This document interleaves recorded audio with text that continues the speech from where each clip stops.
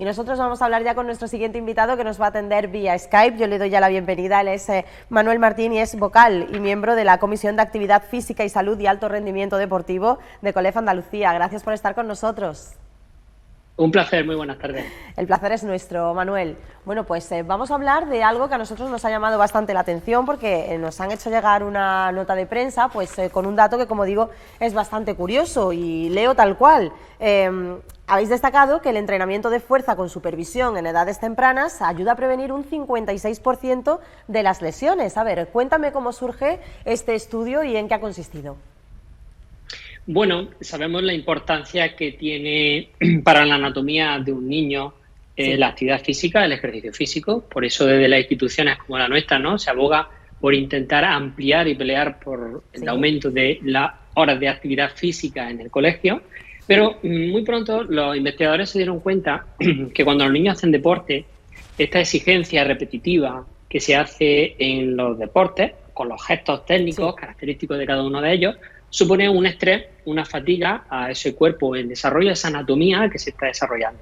Cuando realmente analizamos y utilizamos entrenamiento de fuerza, que no es más que nuestros músculos funcionen como tienen que funcionar, que se haga de una forma sana, de una forma coherente, responsable y estructurada, vemos que la incidencia de lesiones de estos gestos repetitivos es menos de la mitad. Es decir, los niños que hacen trabajo de fuerza organizado y bien estructurado, pues sufren menos lesiones características de esos gestos repetitivos que tanto les gusta hacer porque se divierten dentro de lo que sería su deporte. Por supuesto. Aquí también entra, desde luego, pues la mano de los buenos profesionales con esa supervisión, sin la cual estaríamos hablando de algo completamente diferente. También tenemos que ser conscientes de eso. Sí, tenemos que entender que no hay entrenamiento sin profesionales que lo organicen y lo estructuren. Y para entrenar hay una característica fundamental en cualquier edad, especialmente en estas edades, como somos más pequeñitos, donde el impacto que vamos a tener a lo largo de esta etapa y para el resto de la vida es enorme.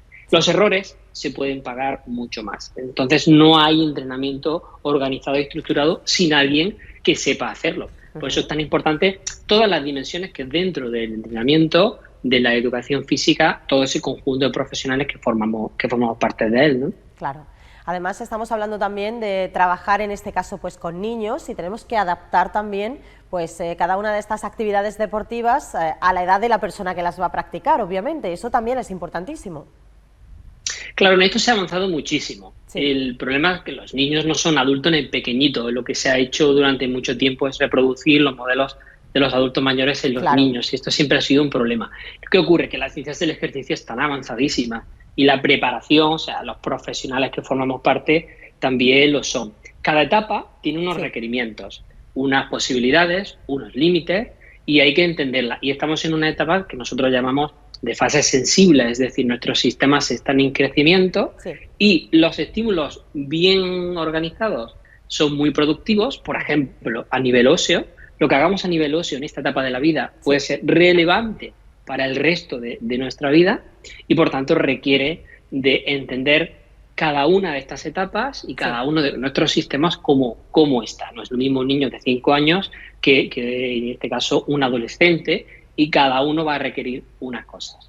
Por supuesto, efectivamente, cada uno requiere algo distinto y para eso estáis los profesionales, para adaptar pues ese ejercicio también dependiendo de esas necesidades. Me gustaría hablar también contigo de los beneficios, porque uno cuando piensa en deporte, pues casi todos tenemos los beneficios claros, pero aquí estamos hablando de algo mucho más personalizado. Entonces, ¿cuáles son los beneficios de realizar el ejercicio como tú lo estás explicando? Bueno, son muchos. Podemos decir beneficios propiamente fisiológicos de lo que ocurre con nuestro cuerpo, nuestra anatomía en estas edades tan importantes, donde se está desarrollando la capacidad de nuestros músculos para realizar fuerza, nuestro sistema cardiovascular, nuestro sistema respiratorio, nuestro sistema óseo. Entonces, todos son ventajas. Lo que nos estamos encontrando es una población infantil que tiene muy poca actividad o se ha reducido en las últimas generaciones. Por eso es tan importante no solo la educación física, incrementar y que logremos que dentro de los centros educativos se realice más educación física, sino que desde fuera todo lo que es rodear a los niños esté a favor de que hagan cada vez más actividad. Sí. Nuestros huesos necesitan estímulo, nuestros músculos necesitan estímulo, pero hay otros muy importantes que son los psicoemocionales, la gestión de la energía, los ciclos circadianos de nuestros niños, cómo se relacionan con los éxitos, con la competición, con un rol dentro de un conjunto de personas, la superación, el esfuerzo. Realmente el ejercicio físico dentro de los niños tiene que ser o debe ser realizado con un enfoque muy global. Tenemos que tener en cuenta qué necesidades tiene a nivel psicológico, a nivel emocional y también a nivel físico. Por lo tanto, más que el ejercicio que tenga enormes beneficios, que los tiene, porque lo que hace es proyectar, dar una plataforma de desarrollo, ¿no? Un trampolín hacia todas nuestras capacidades, es que no hacerlo va a conllevar limitaciones y un caldo de futuras enfermedades que podríamos estar evitando ahora si no somos capaces de romper esta estructura tan sedentaria que tienen nuestros pequeños hoy en día, ¿no? Manuel, ¿y cada cuánto tiempo se recomienda realizar este tipo de ejercicio? Bueno, nosotros lo que sabemos es que tendríamos que hacer actividad física todos los días. Cuando somos niños, fíjate, por centrar la Organización Mundial de la Salud, nos está hablando que la actividad física debería realizarse diaria, al menos 1 hora, pero que especialmente aquella que estimula nuestros músculos, nuestro sistema óseo, como mínimo, es decir, tendríamos que hacer actividades que nos cansaran a ese nivel, a nivel muscular, al menos 3 días a la semana.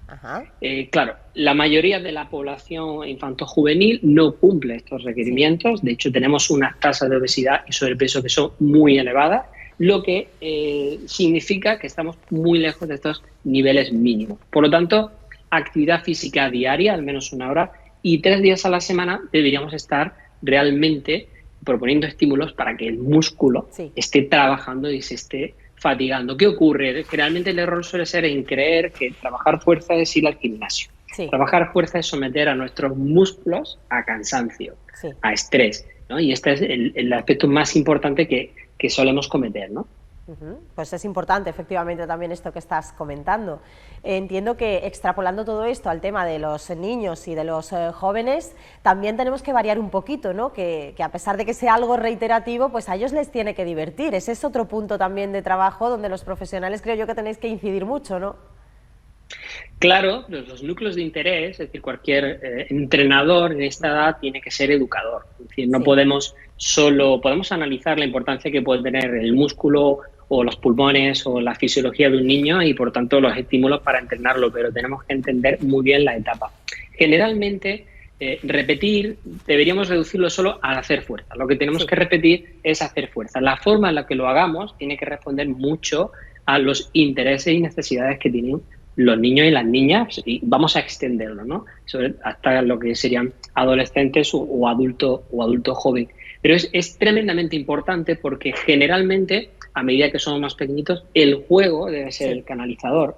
Pero también nos podemos encontrar en situaciones donde el contexto no permita a los niños a jugar, a expresar su propia naturaleza, que en sí misma es fomentadora de la fuerza, es fomentadora de la resistencia cardiovascular, y a lo mejor tendríamos que implementar pues otra forma de entrenamiento más sistemático. No podemos olvidar que hay 2 grandes grupos de niños, los que ya practican un deporte, vamos a decir más clásico, donde podríamos añadir a esa actividad muscular que hacen en su deporte aquellos aspectos que pueden reducir su tasa de lesiones, vamos a equilibrar su cuerpo, y ese otro grupo de niños que no practican deportes más, vamos a decir, estandarizados o institucionalizados, donde si no encuentran el contexto para estimular su anatomía y su fisiología, deberíamos crearla a su alrededor, pero siempre teniendo en cuenta sus intereses. Lo que no es de recibo es que si mi interés es estar sentado y no hacer nada, deberíamos trabajar el cambio de intereses, ¿no? Pero la necesidad de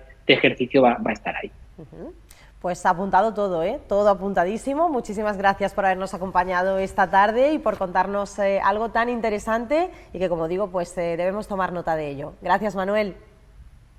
Muchas gracias a vosotros. Lo importante, todos los padres que tengan dudas, es buscar asesoramiento para entender muy bien qué se necesita y si se está en lo correcto, que para eso estamos los profesionales dentro de nuestro campo. Sin duda, efectivamente. Lo mejor es acudir a profesionales. Ese mensaje también lo tenemos que lanzar. Gracias, Manuel. Hablamos pronto contigo de nuevo. Muchas gracias. Hasta otra. Pues ya han visto, esos son los consejos que nos da él también como profesional y ese dato que a nosotros nos ha parecido también bastante relevante.